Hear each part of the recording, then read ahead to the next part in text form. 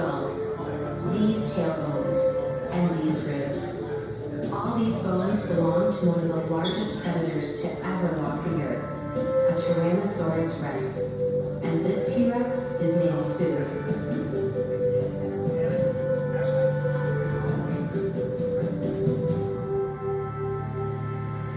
Sue is the biggest T-Rex ever found and was as terrifying as you might imagine.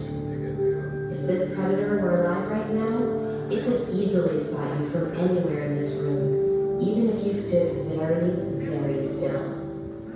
And don't even try to hide. T-Rex had an excellent sense of smell. Are you wearing running shoes? Sue could move across this room in a matter of seconds. If this T-Rex was on the hunt, it would be too late to get away. But even a top predator like Sue needed to fight to survive. A close look at the skeleton reveals the evidence. These broken and healed over ribs are among more than a dozen injuries to Sue's bones. Life at the top of the food chain could be brutal. Sue managed to survive to old age, but over time, arthritis ravaged these hale joints and fused them together, making it impossible for them to move. Now look down at this leg bone. Its lumpy, deformed shape was probably caused by an injury-related infection. If you look up at the jaw, you'll see some holes. These may be the result of a disease Sue got by eating infected prey. Some researchers think the jaw infection made it so painful to eat that Sue eventually starved. Millions of years after Sue's death, the dinosaur's fossilized bones were discovered in modern-day South Dakota. Never before or since has such a complete T-Rex skeleton been discovered. Everything highlighted here is real fossilized bone. We also have Sue's real skull.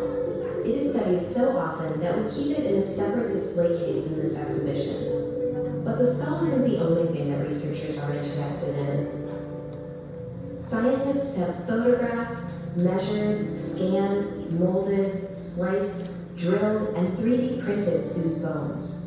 All of this research has helped us learn more about how T-Rex grew up, hunted, ate, and died. In fact, the way Sue is positioned today is the result of scientific research.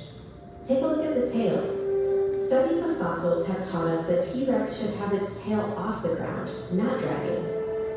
We've also learned where Sue's gastralia, or belly ribs, would have been. They're down here. Now that they are in place, they give this fossil a bulky appearance. But we don't know everything. There are still some big questions out there. Was Sue male or female? What were those tiny arms used for? Did T-Rex have feathers? Did they hunt in packs or alone? We learned so much about T-Rex in the last 100 years, and with each new discovery, the more vividly we can see the towering, ferocious, battle-scarred predator that Sue once was.